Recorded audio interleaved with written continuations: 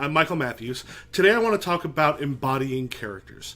Now, you may have seen actual plays where the players seem to be throwing themselves into character, where it feels like it's a living, breathing person, a transformation that seems kind of effortless on the behalf of the player doing it.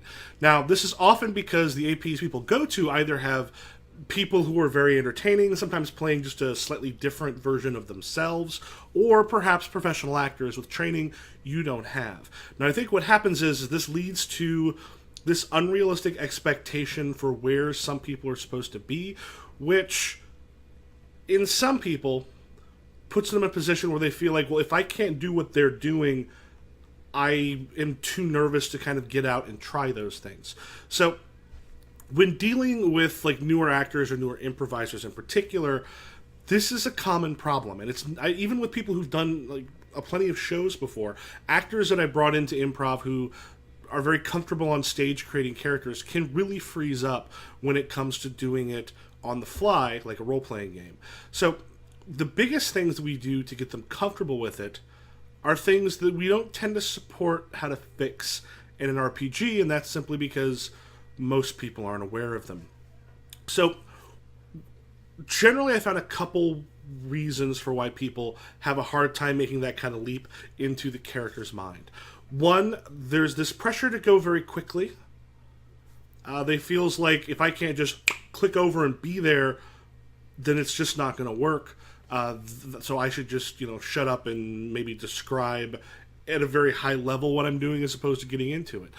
There can also be where you're looking for the clever or right thing to say, what would be the really awesome thing this person would do that would be memorable, or all of those things work together so that you're nervous and you have it, but you're stopping yourself from doing it. And often the job of teaching new actors and improvisers is just letting them know you've got it, don't worry about it, and get out of your head. But the big problem there is telling someone to get out of their head is just about the fastest way to sink someone into their head permanently you can find. So we have to find other ways around it. So I've got a couple different suggestions for what to do if you are nervous about trying that in an actual role-playing setting. One, give yourself permission to not talk quickly. I've looked at some APs that are not professional, that are not the kind where people are trying to bring in an audience, because if I was doing an AP that I specifically was trying to get some sort of a monetized thing for, I would bring in my actor friends. I'd bring my improviser friends. I would reach out to people who I know are super entertaining, because that's what brings people in and kind of gets bus to seats. Aside from the fact that I don't run or play D&D, and that's really the best way to build one of those.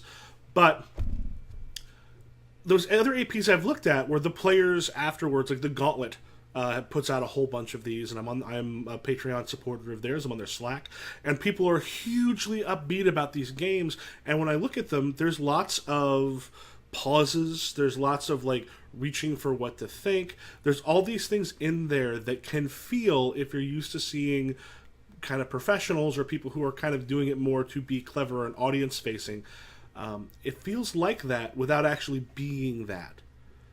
Because in those moments where the GM or the players are going back a little bit or flubbering with their words, because everyone's in there in the middle of playing it, doesn't feel on the other end like it is not working.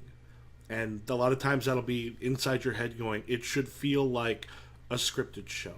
It should feel like something out of a movie. And it can get there at times. I have times where I do. I have times where it doesn't happen. I can do it on stage, no problem. It's different when I'm doing up on your feet improvising, because I'm not dealing with a system and other stuff. But it gets there. But I've got a lot of practice on those. You are going to worry more about how things sound than anyone else at the table is going to. 2, don't be afraid to back up. If what you're saying doesn't feel right, pause, go back. You are not stuck in what you have done. We allow things to go back, to change. You might start a speech and go, okay, that's not how I want it, and then take it back a little bit. Give yourself the time and the ability to fix what you're doing. Slow it down. There's actually a really wonderful improv exercise that Del Close, as far as I'm aware, came up with that I've done with some improv actors who get really nervous about it. But what it is like you don't say the first thing that comes to your mind, it's the second or third is the thing that you actually go with, which is hard for a lot of people because what they're used to doing is going, like with improv, you get your first thing, so they have to pause and stop. And sometimes they have to back up. So give yourself that permission. Actors have rehearsals. Authors are able to go back and look at things. Improvisers, we do a lot of character exercises. You kind of get your stable of characters that you are altering and choosing from, and then new stuff that kind of pops out here and there. But we definitely have the types that we know we can go to. Be good to yourself on those things. Give yourself a lot of permission to not be as polished as actual art forms where polishing is a portion of what they do. Make strong choices. This does not mean BioWare mentality, where it's like you either save the person's children, save their house, and then refuse payment and actually give them 15,000 credits just to be, that means you're good. Anything less than that, you don't get good. And evil is like, I'm going to burn down your house in front of you, your children are going to be in there, and then I'm going to kick you in the face a couple times and then take all your money because I'm evil. Strong choices just means having a character who isn't passive, who decides to do something and then does it. Where they're going to, even if it's a small thing, if you decide you come in, my character at this inn just wants to get drunk. Boom, ale. Give me something to drink. That's fine to start with. But when people are afraid to make those choices, they're like, do I have permission to do? Yes, you have permission to do this thing. If your GM has a problem, get a hold of me. I will talk to them. You have permission to make strong choices. This doesn't mean making destructive to the game choices, but don't be afraid for your character to have a point of view. One thing that can help with that is the fourth thing: give yourself binary decisions. When I have someone who is freaking out about what to do, I'll go up to them and I'll side coach them off on the side, and I just ask one of two things. And those two things will be different depending on what the situation is. If you've got a thing with someone who is the President of the United States, and you've got someone speaking truth to power in that scene, and I'll come up and it's like, okay, is he a good candidate for president or is he a bad one? And then they'll make one of those two choices. Okay, do you have a personal grudge against him or is it political? If it's, then they'll tell me that, and I'll just go through and just give them one option or the other, both on strong sides. Taking that middle, like, well, I don't know, is doesn't work. That's how your character becomes wishy-washy, doesn't do anything. Characters are usually about people who are doing things. So taking that middle ground is how you don't get anywhere.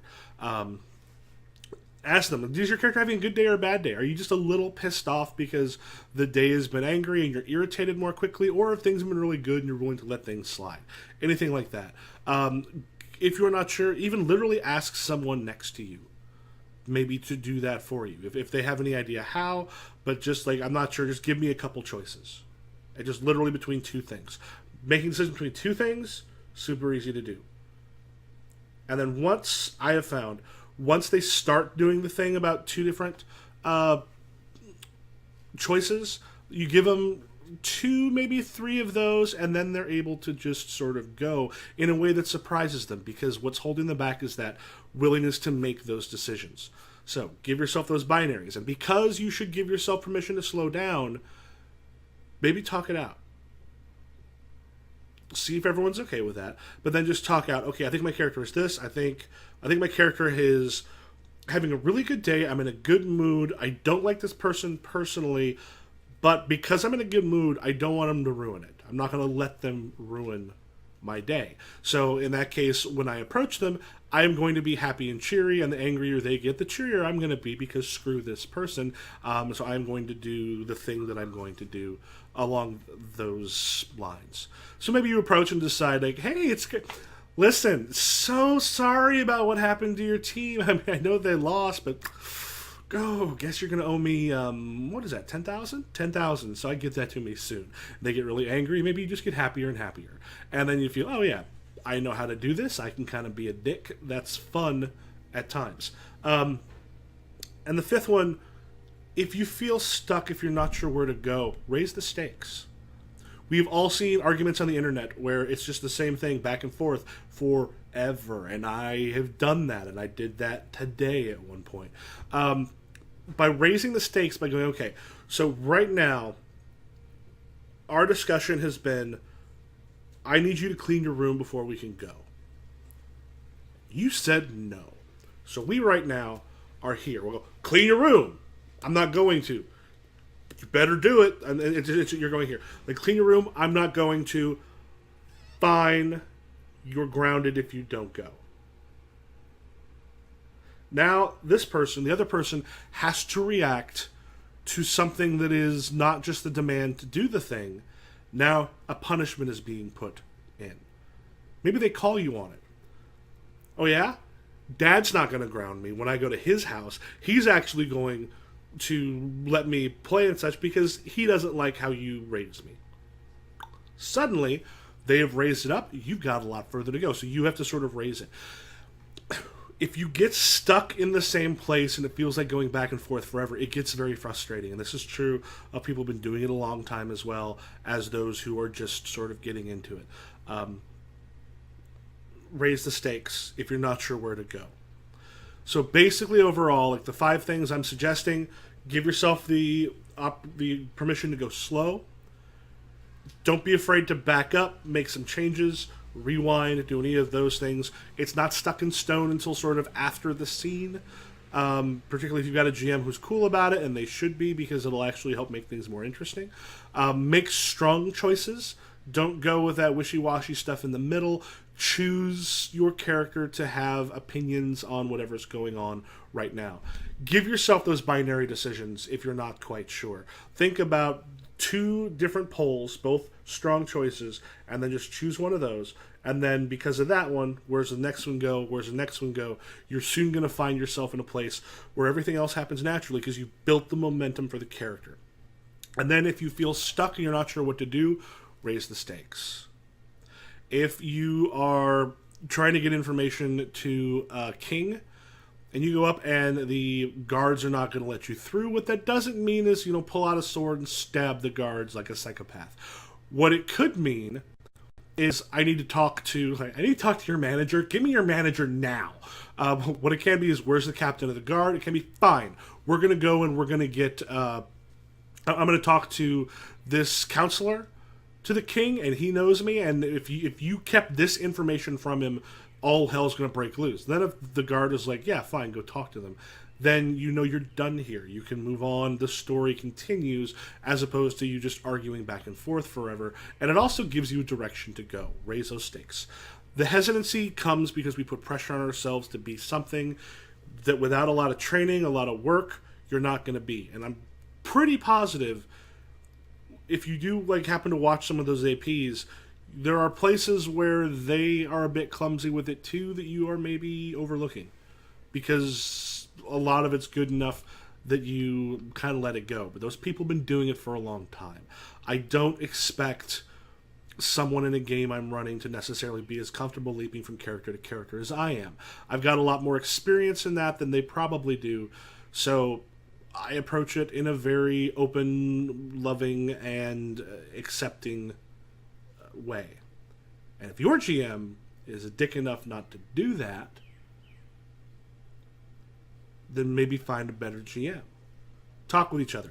If this is something that you want to be able to do, give yourselves those permissions, and you're going to find that over time, those training wheels come off because you start doing it automatically. And that is the thing in an improviser. You spend a lot of times getting them to the place where they're not having to think about basics. It's good to go back to basics, but you do it enough that you start getting into that mindset without having to be told. So, until later on, if you liked it, go ahead and hit subscribe or share. If you've got any questions, feel free to leave them. Leave something for the 8-minute story challenge. And some of you I may see at Gen Con. Have yourselves a good one.